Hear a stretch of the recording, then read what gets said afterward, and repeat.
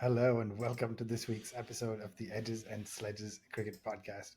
I'm your host Ashwin. I'm joined by DJ. DJ, right I before don't we know what's went live, happened. you changed to some sort I of don't know. I virtual pressed background. something.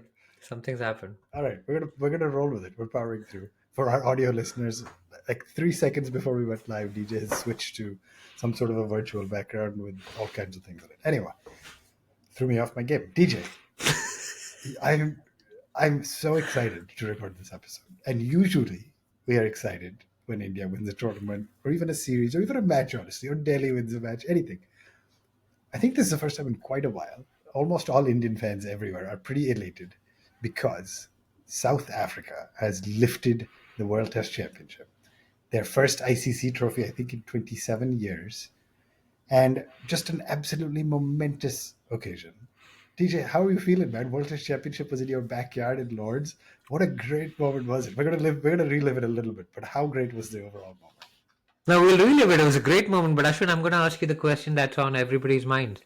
Was it great because South Africa won, or was it great because Australia lost? Of course, Australia lost, right? Let's call a spade a spade. Nobody's actually celebrating South Africa, but yes, nobody wanted another Australia win. And then you have that little bit of feel good moment because as much fun as it is to make fun of the chokers tag. And by the way, there was a long part of this match where we thought it was going to happen again. I mean, it's just there's just something to it. RCB has broken a curse this year. South Africa has broken a curse this year. Is it the year that the chokers are starting to prove themselves and win some trophies, DJ? Is there someone with a jersey number 28? Because that's how long it's been that South Africa won an ICC trophy. 1998 was the last time, right? Incredible. That was like the Hansi Cronje era, and I mean we all know how that's gone. So Yeah. it's been a long, long time since South Africa has dominated Test cricket. 2012 was the last time they were number one, I think, in the world. So they have lifted the ICC mace before, but man, there's some chatter about how they got to the final and they beat somebody that wasn't. I don't know. Look, on the day the man standing tall, and maybe that's like It's a great choice of in words. Temba's terms, that's not a lot. But Temba and Aiden Markram, man, that was just incredible. Kagiso coming back from his little blow up. I mean, like he's had a bit of an issue recently, well publicized. We don't really need to go into that anymore. Uh, but what a performance by that South African team, and from C for choker to C for clutch. I mean, pretty good, right? C for clutch. That should be the title of this episode. I mean, just an absolutely stunning victory. I think you said it, right? It's not just, we're going to go through the game, but it's not just Rabada coming back from a controversy, which we can talk about, right? Like his drug, um, not charges, but the issues he had with drugs and stuff, but they were recreational drugs, nothing performance enhancing, to be very clear, right? It depends on what, But I mean, like on-field performance. nothing on field performance. This is a family friendly show. But Is it? But I mean, we try.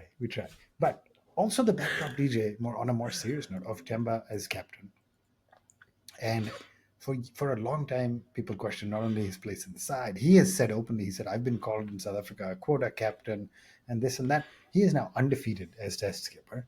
He's averaged 59 in this World Test Championship cycle, so 59, so leading from the front, and then just the moments of him injured. It was almost that Maxwellian, if I may call it that, like the Maxwell Afghanistan ODI knock. It was almost that, like pulled up hamstring, couldn't really run, excuse me, and just stayed out there and batted. I mean, and amidst the backdrop of all that and all the divide, as he said in his post-match conference, he's like, there are a lot of things in South Africa that divide, and sport can be a thing that brings us all together. Let's everybody come together and celebrate this moment. And it just felt like it was about more than the cricket for that one moment, right? I mean, that afternoon, sunny afternoon. Obviously, South Africa had the best of the batting conditions in this Test match, and we'll go through it, right? But it was once Mitchell Stark batted the morning session along with Hazelwood. It was looking like South Africa might have the best of the conditions, and it proved to be so. Yeah. But I think you said Maxwell, but I actually thought more of the Hanuma Vihari, like Mm. rear guard back in Sydney where he couldn't run, and like, Ashwin had a chest guard on, and he was like Ashwin had a back issue and stuff. And it was just like it almost simplified cricket into like what Temba could reach and could play, and what he couldn't reach, he just left outside the off stump. And maybe limited mobility is the way to go for some people with issues outside the off stump. Um, but Yeah. it was just great to watch. There was one particular punch down the ground of Pat Cummins, and we should talk about Cummins as well. I mean, a six Yeah. for as captain. It was all just it was a great culmination of a 2 year cycle. I'd say it was probably, I mean, the team, let's be clear, with the least resources in world cricket, pretty much, bar a few teams. Yeah. Coming out at the top of the World Test Championship with the likes of England, Australia, and India competing for it, it's a fairy tale ending to It that really is. Yeah. WTC cycle, and it gives context and more context to the WTC cycle going forward, because other nations can dare to dream. New Zealand have won it once. South Africa have won it once. Of course, Australia beat India to win Yeah. it at the Oval 2 years ago. But it's it's interesting that it hasn't really been kind of dominated by the big three yet. And I think the South African victory after they sent a second string team to New Zealand of like at the start of the cycle with people that you've never heard of, it I mean, it's a crazy story. It's really a crazy Yeah. story It really for is. That's South all. Africa to be there. That's all there is to say about it. Let's get into the specifics of the game, but I think it's going to be great for cricket as a whole, Test cricket as a whole. Test cricket in South Africa is going to probably see a resurgence, and so overall, just a feel good story for everybody. I'm not going to live through the whole game, DJ, because I want to spend time talking about the end. But Australia bats first, ends up making out 212. But important context to that 212, right? 16 for 2, 67 for 4. And then Steve Smith, along with Bo Webster, who has caused India some trouble in the past. Absolutely brilliant knocks. I mean, absolutely brilliant. How great was Steve Smith out there? Got the team to 212. Bo Webster ended up making 72, actually. And then Kagiso Rabada coming back from that controversy, from something he said he was ashamed of and has caused issues and stuff in for his career in the team, etc.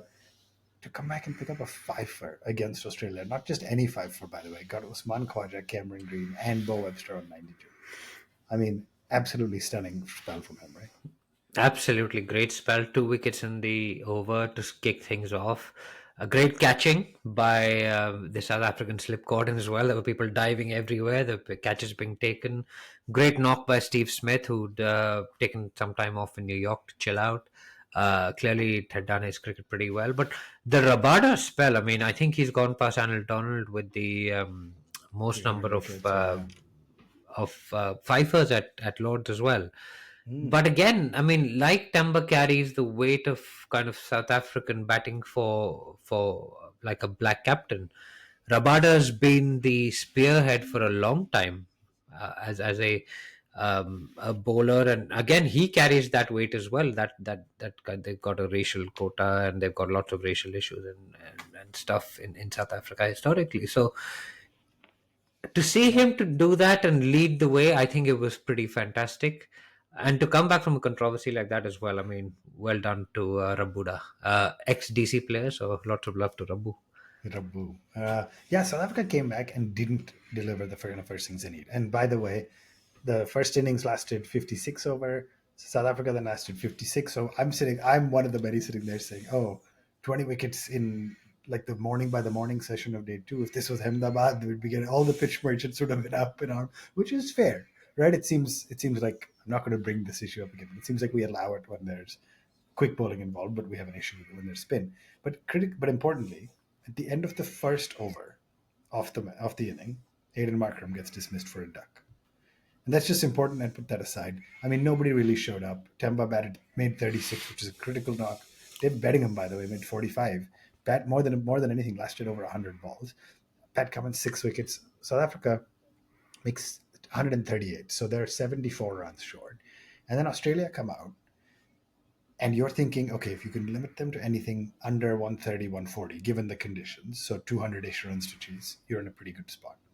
And if you're South Africa, right? Lungi Ngidi bowls a magnificent spell. Rabada bowls a magnificent spell again. And you have them at 73 for 7. And Pat Cummins is out at this point. DJ, 73 for 7 meant 145-ish run lead, and South Africa can sniff it. And then Alex Carey, who is a batter, fine, he's a keeper, and Mitchell Starc. By the way, Mitchell Starc has now made a 50 in a World Test Championship final when Kohli hasn't done that, Gill hasn't done that, Rohit hasn't done that, Pujara hasn't done that. But in all seriousness, the difference between 73 for 7 and 207 at the end of it, to your point, it was a little in the conditions. But at this point, you're thinking 282 to make.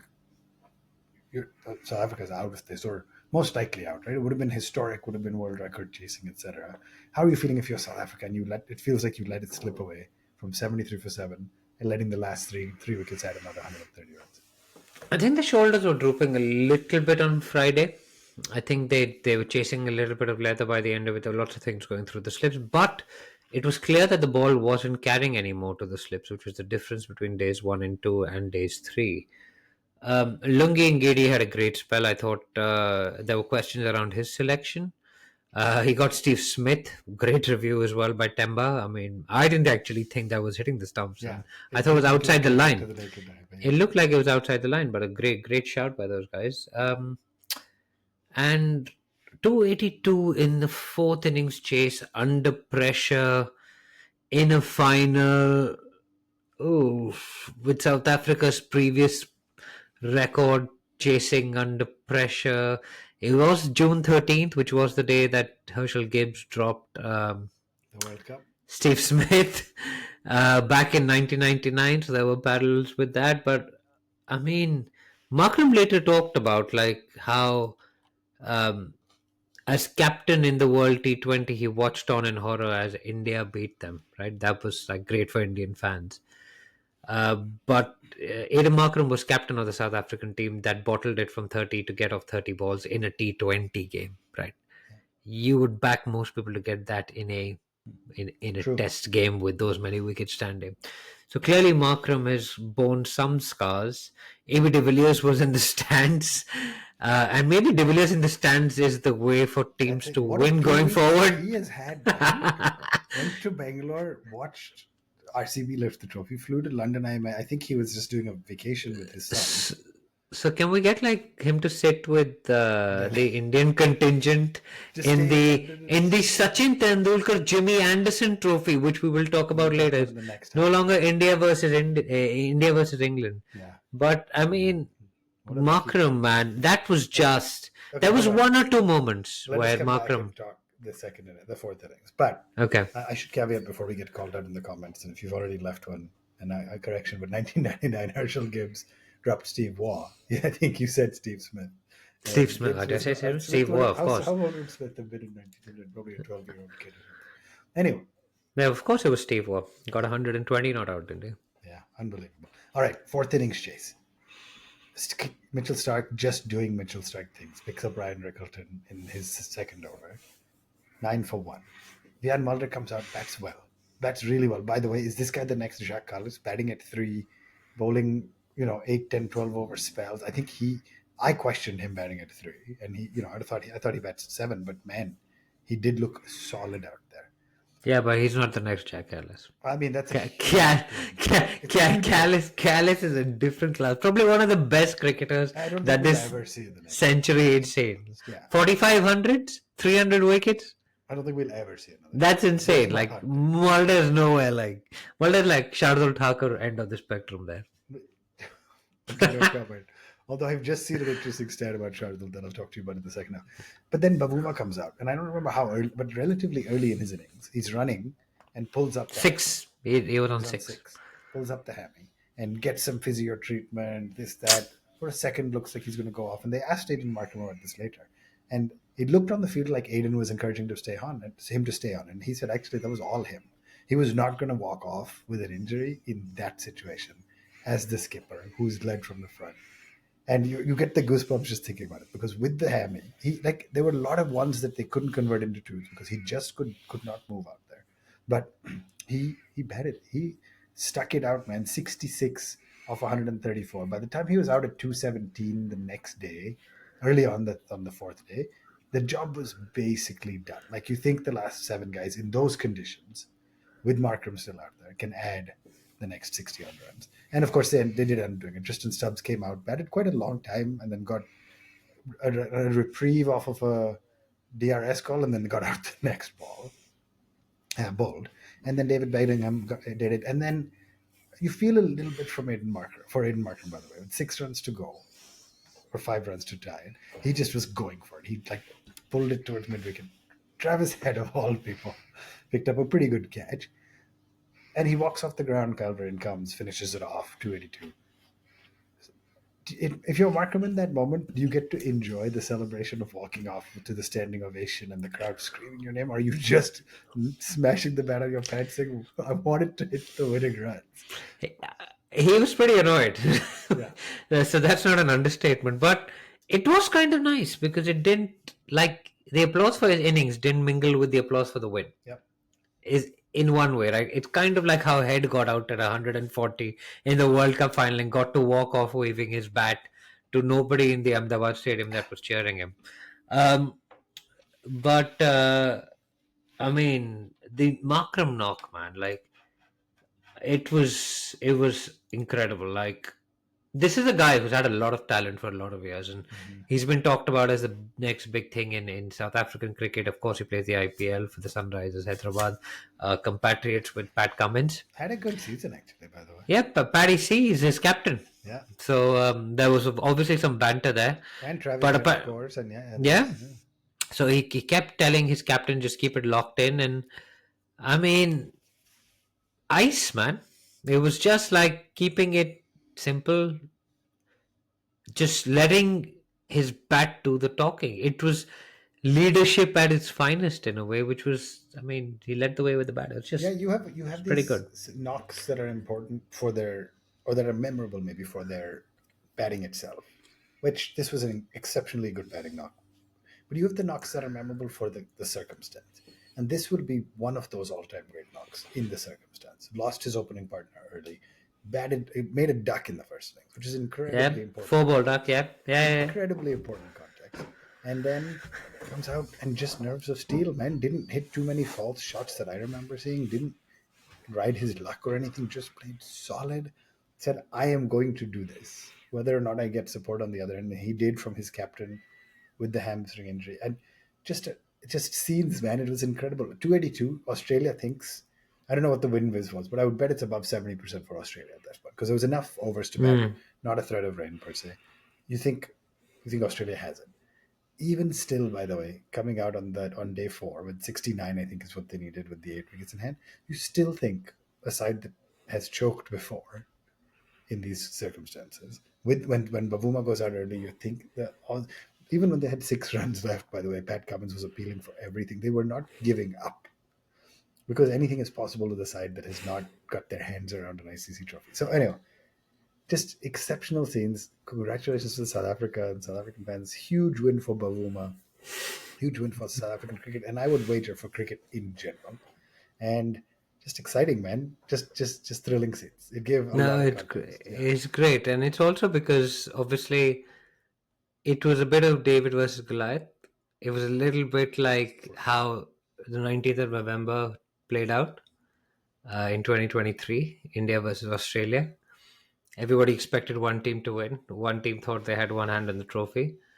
And then a few hours later, everything was different. So, incredible. And the scenes after they won as well. I mean, Temba Bavuma just sitting down while everyone else was going crazy. I think that just tells you, like, the character of the man. He's been through a lot, right? Like, he's seen a lot.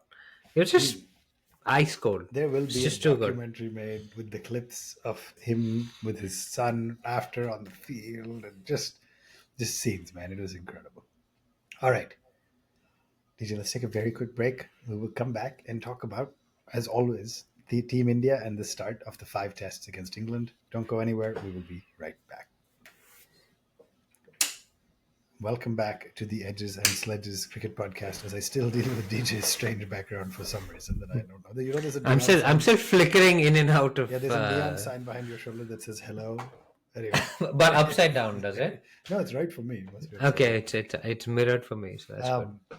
Right, DJ, we talked about the World Test Championship. We are now, 4 or 5 days away from India versus England kicking off. Wow. Let's talk about India. Let's talk about the squad. Let's preview the series. We've done quite a bit of it actually, but let's talk quickly about where we're going to go from here. I think the first match is in Leeds, and I did actually find, although there are no scorecards, so India has been playing India in an inter-squad match. First, let me ask you, what are your thoughts on these practice matches being closed door? I think in the past when we've traveled, there have been so many eyeballs. This is the thing with being Indian cricket, but there's so many eyeballs, people coming in, scrutiny, news articles, this, that. So they're like, you know what, closed doors. I did find some information about what happened, but there's no official scorecards, nothing that I was able to find. What is your take on that? Is that the right thing to do to protect the players, keep them focused, or yeah? I think it's okay. I mean, if they choose not to play the county sides because the county sides put out weak teams, I'd rather have them play against like India versus India A, or rather than play, I don't know, a game with 14 people batting, and it's just, that's all just nonsense. Like, you do whatever you need to do to get acclimatized to the conditions. These guys have all played enough competitive cricket. There's nobody there that doesn't play competitive cricket to understand that the pressures of playing in front of a crowd. So this is just people showing what skills and what they've got on in these conditions. I'm okay with this. Behind closed doors, it's unfortunate for fans who would like to watch the Indian cricket team in Beckenham, which is actually just a short drive from where we live. But I think it's okay. I don't mind it at all. The fact that it's not broadcast or open is probably drove a lot more eyeballs to the World Test Championship. I know I was watching it where I may have had on a second screen the India game used to watch. So Yeah. Yeah, and it's telling that we spent the first half of the show talking about a match that we refused to cover on the last episode because we thought it was a done deal. Yeah, right? Like, I mean, I don't think we would have spent the first half if Australia had won. I would have said, it was a fan. Pat Yeah, Cummins, well you did done. everything. All right, There you go. Have another one. But it was great to talk about. All right, Yeah. here's what I found, DJ. I don't think you've seen this, so we haven't talked about it. But the match that was supposed to last 4 days, it was called off midway through day 3. For India, Rahul and Gill both made half centuries. India made 469. India A, Sarfaraz made a century, but he's not in the squad, of course. Bumrah went wicketless. Siraj and Prasidh had 2 wickets each. Nitish Kumar Reddy had 1. And then, as far as I could tell, Shardul came out on the end of day 2, made 122. He was unbeaten at the end of stumps. Then he came back on day 3, made 122, and then the game was called off. I don't know the specifics about it. I don't know if there's any more info. Lord ended the game. He's like, that's done. I won't want to smash you anymore. Yeah. Did you? Oh, and takes 4 wickets is what I got. 4 wickets at 122 from 68. After Sarfaraz made 101 from 76. Shardul was playing for India A, so he was facing Bumrah, Siraj, Prasidh, Ashwin. So that's scary for the bowlers, to be totally honest. But yeah, that's what I think I've got. Sorry, I'm trying to figure out if I missed anything. If there's any. So now, in the context of all that, let's talk about the first Test match at Leeds, and let's talk about what you think. What India do you think will show up? And I'm talking about the squad. Yeah, so I've got only 3 spots that I think need filling. That are up for I think you need to fill number 3 because Gill's moved down to number 4. Let's just run through them really quick though. So KLR and Yashasvi are opening, right? There's no question about that. Okay. I'm going to leave number 3 because I want to have that debate. Number 4 is going to be Gill. Yeah. Number 5 is going to be Pant. Number 6 I want to leave open for the moment. Number 7 is Jadeja. Do you agree? 5 Pant, 6/7. Yeah, Jadeja will bat wherever, but yeah. Let's put Jadeja in at 7, right? Fine. I want to leave 8 open. I think Shardul bats 9. Interesting. And I think Siraj and Bumrah fill up the last 2 spots. So I'm not arguing Siraj Bumrah. Let's talk 3. You said 3, 6, 8. Let's talk 3, 6, 8. 3, 6, 8, and 9. Okay, let's do that. Yeah. So Karun Nair is someone we need to fit into this, right? So where does Karun Nair bat for you? Does he bat 3 or does he bat 6? Okay, one sec. Who are your options for 3 and 6? So Sai Sudharshan's there. Sai Sudharshan, Abhimanyu Karan, Ishwaran, Abhimanyu Ishwaran. and 3. Karun Nair. Those are the 3, Yeah. right? Correct. And I'll give you another option for 6 is Washi. Washi, and then if you start adding 6, you have Washi and you have Reddy. Yeah, Washi and Reddy. Yeah. Okay. Do you remember what, like, the last couple of tests that have happened at Leeds? So the last test at Leeds was Australia, England, the third Ashes test. I think I remember India being bowled out for 78 at Leeds in the last time we played there. So I don't know, but this is my memory. I haven't gone back and checked the stats, I but have not looked. I'm pretty sure it was 78 all out on the first day after beating England at Lords last time. By the way, the last test at Leeds, Mark Wood picked up a 5-for. Pat Cummins another 6-for. This guy is just something, man. Sick. Mitchell Sorry, Stark that came out 5-for, and the next is England ended up winning that test. Didn't India get out 78 all out at Leeds? Last time we played at Headingley? Search 78 all out Headingley. You'll find it. Oh my gosh, you're making me do this. 78 all out Headingley. India in 2021, 78 all out. Third test match. England makes Good, no? third test match 2021. My goodness, DJ, that's unbelievable. Yeah, it's pretty good. 78 all out. Rohit made double figures. Rahane made double figures. Overton and Anderson picked up 3 each. Because it came straight after the greatest moment I feel in Indian cricket history at Lords, which is why I remember 78 all out. But okay, going back to it, so I think India will want more batting. By the way, you remember who was man of the match in that Lords match? Anderson hoga? No, Lords. You just said the greatest moment. Lords. Ah. Lords to Shami Bumrah. I don't know who scored runs. Shami 3-for, Siraj 4-for, Ishant 3-for, Siraj 4-for in the other innings. KL Rahul 129. Oh yeah, you got 100. Yeah. Anyway. No, but let's go back. I think they will want more batting. Okay. In this game, right? Okay. So who do you have to 3 out of the list? We said Nair, Ishwaran, Sudarshan, and then add in Washi and Reddy as your 6th option. Who do you have at 3? So I would put Karun Nair at 3. Okay. And I would put, out of that lot, I would put Washi at 6. I think they will give a look in to Sai at 3 and then play Karun at 6. That's a very safe option. That's not an unreasonable option, actually. And I'm not necessarily saying that's what I'd like. That's more of a prediction than it is a preference. Yeah, but actually, you're probably right because they probably need a full-fledged batter at 6 because 8 is still open. Remember, 8 and 9 are still open, and Nitish, Shardul, and Prasidh are probably fighting for a slot. Yeah, so what I think is really interesting about the Sai question is with Jaiswal opening, Pant 5, Jadeja 7, you already have 3 lefties in the top 7. Yeah. Does Sai get an edge for being lefty? Probably not. So then, for the first time in quite a while, you're now picking your number 3. You're not factoring in lefty righty in that spot. Yeah. So anyway, okay, Sai and Karun, or Karun and Washi. Interesting. I don't know. But I think maybe Washi doesn't make it now. Come to think of it, because he's not a pure batter, right? I think they'll play pure batter at 6. They'll play pure batters. It's funny because he could be a pure batter. So Washi seems like one of these strange cases where... Yeah, but you've got Pant, Washi, Jadeja. There's too many lefties again. So I actually think what they might do is play Sai at 3 and Karun at 6. Play Sai and Washi. No question. But I think they'll play Sai at 3 at Karun at 6. I think you're right. So they'll play Sai at 3 and Karun at 6. And so then 8 and 9, you're saying Shardul, Prasidh, and Reddy and Reddy are fighting for those spots. And I actually think they will go with Prasidh and Shardul. I agree. But I think they should go with Nitish and Shardul. And the reason for that is you don't need 5 out and out bowlers in England to bowl teams out these days, right? Like, where do you need that? Maybe in the second innings. In the first innings, you just have to show up these days, and you get teams bowled out for 150. Yeah. So Nitish is good enough. Nitish will give you enough. Prasidh isn't outstanding as a bowler. He's okay. He did not cover himself in glory in that Australia tour. Yeah. He didn't cover himself in glory in the South Africa tour. So why we'll be fascinated by him hitting the deck hard in England, I don't know. Because you've got someone like a Bumrah or a Siraj. It's not like you lack pace.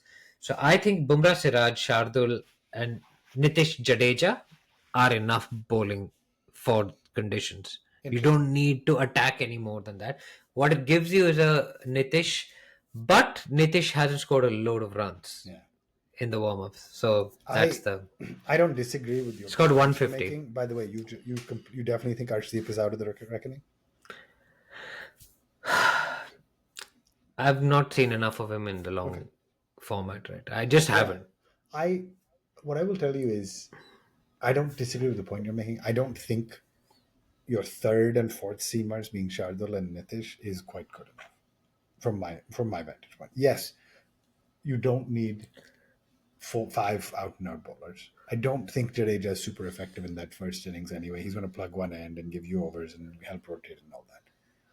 For me, I think if we back Shardul's batting, which as much fun as I make of it, on the back of a century against Bumrah and Siraj and Prasidh, they will now say Shardul can bat eight. And if Shardul can bat eight, you'd rather have your nine be a bowler who's more reliable than a Nitish who's So an a bit Akash similar. rather than a Prasidh? Because Prasidh seems to be the man of choice, but why? Akash is a better choice in these conditions, I would have thought. Yeah, I think Akash Deep, he moves the ball, he's there and thereabouts. Prasidh is wilder, like he doesn't have the control, I think, that I Akash actually Deep brings. think I would be very intrigued to see Akash and Arshdeep get a look in at some point in this series. They will, But I do eventually, think, like but I they do will. think Prasidh gets the first look. He's got a high arm action. He hits the deck hard. I think he can be useful in England conditions. You're right. He hasn't been the most effective in the chances he's got so far, but for some reason, based on his technique and his ability, and he had an excellent IPL. Not to conflate formats, but recency too, his form has been very solid. He had an excellent IPL. So I think they back Shardul at eight and then pick a specialist quick at nine, whoever that is. But I think it'll be Prasidh for the first test. I don't see a world where Nitish bats eight, Shardul nine, because then you're too invested in batting, and suddenly you'll realize if Siraj is having an off day, as he very well might, he very very well might. Your options are to throw it to Shardul and Nitish, and we're going to be looking at each other saying, "My gosh, Joe Root and England's top order can take these guys apart." Then suddenly Bumrah needs to bowl more overs than you want him to, and it becomes a slippery slope. So that's So kind of I have one more question for you. Is Jadeja a fixture in this team in yes, these conditions? yes. So if Jadeja is a fixture in this team, why can't he bat six and why can't he play Nitish at seven instead? And he Again, play one of Sai and Karun? I've thought before If that Jadeja is good enough to, because if we don't think he's going to take wickets and Yeah. he's just playing what is a holding job, yeah, we are playing him as a batter basically, right? So you're batting him at six. I'm not necessarily saying he's going to be bad. I'm saying No, but like you yeah. may as well just bat him at six, right? Or bat him at seven and play Nitish above him. I mean, he has Because a that gives century you... and three half centuries in England. He averages 29 with the bat in England. That's a perfectly fine. But how much with the ball? How much with the ball? Good question. He has played 12 matches, 27 wickets, best of four for 79. Averages 43, strike rate of 90. That's high. Yeah, Like it is. you, if you're playing him as a batter who can bowl, he should bat six. For a career average of 24, Yeah. his average in England is 43. That is So then you're basically using him as a batter. If you're using him as a batter, then you don't need Sai and Karan. And I'm a little bit worried about exposing Sai. So the Sai Su is like great guy, had a great IPL. You're exposing a guy, and last time we did this, of course, we got an Indian captain out of it, right? He batted 3 at Lords, he got 100. You guys were there to watch it. Saurav Ganguly, rest is history. Things are different now, I think. People know more about players, they know more about the techniques. If Jadeja is going to just bat, then bat him at 6, play Nitish at 7, extend your batting, have more bowling, play your Prasidh, play everybody else, because you don't have to force fit Sai and Karun into the same team. That's an interesting point. I could see a world where Jadeja 6, Nitish 7, Shardul 8, and you still have room for the Prasidh with Shardul at 8. Yeah, it's an interesting thing. Yeah. I think you seem very keen on the Nitish option. I wasn't able to find what he did in this India versus India A game. He had a mixed IPL at best. Yeah, but he got 100 on the Boxing Day test when we were 5 wickets down for shit. So I would back him to score runs. The other guy we haven't spoken about is Dhruv Jurel in this whole mix. He's got 50s in this warm-up. He has had an excellent warm-up season. Yeah. Yeah, so he could absolutely bat 6. That's an interesting point as well. Yeah, so he's good player, very well organized, neat. Scored 91 against England in that. Again, under pressure. I like players that have played Test cricket under And pressure and demonstrated under performed pressure and under pressure as delivered. well. Yeah. So I like Sai Sudharshan, but it's such a hard thing to do. Bat three in your first Test match. Yeah, no, I totally agree. It's a very interesting point. It's going to be interesting. I could see a world where you see Karun and Dhruv play 3 and 6, or Karun and Nitish play 3 and 6. So anyway, lots of options. Thank goodness we don't have to be the selectors. DJ, just before we wrap this week's episode, 5 tests, new skipper, no Rohit, no Kohli, no Shami.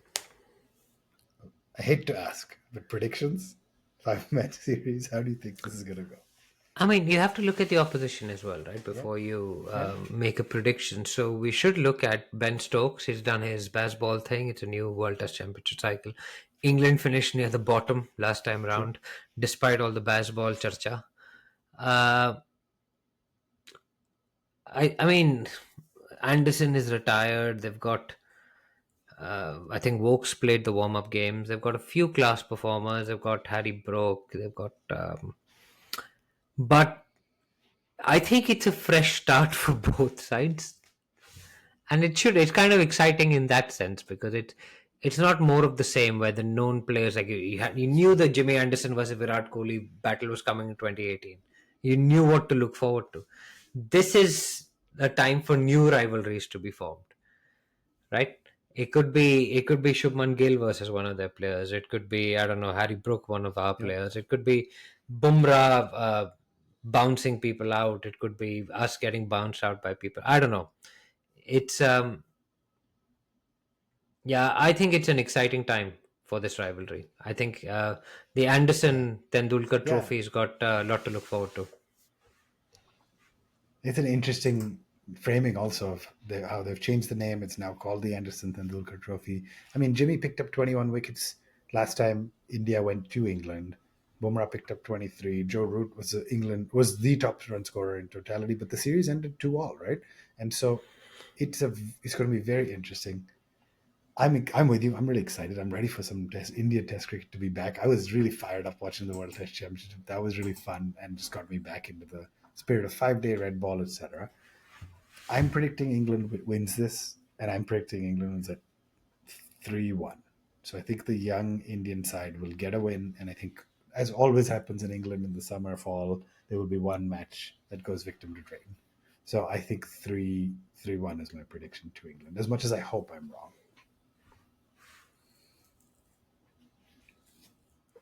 I don't know. That's not a bad prediction. I know, that's the problem.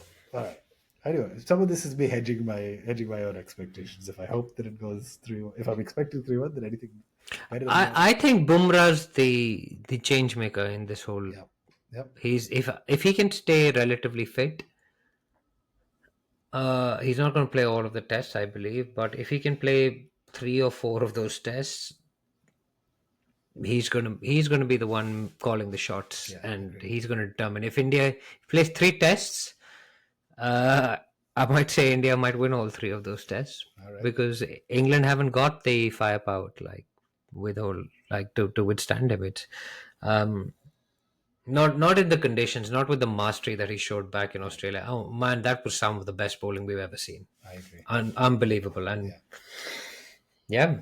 All right. I think the key lies with Boom. Yeah. As it often does. I think never been more true than this series, but it often is true. DJ, thank you for joining. I know it's late, so have a wonderful rest of your first Father's Day. So happy Father's Day to you and to all of our listeners who are dads celebrating. We'll be back next week. It's 5 tests. I'm fired up. I'm ready to go. It's going to be great. Congratulations again to South Africa. If you're listening to this on YouTube, hit that like button, hit that subscribe button, leave us a comment. If you are listening to it as a podcast, at One Tip One Hand on all the socials, Twitter, Instagram, Facebook, etc. We'll be back next week. This has been the Edges and Sledges Cricket Podcast. Thank you for joining us.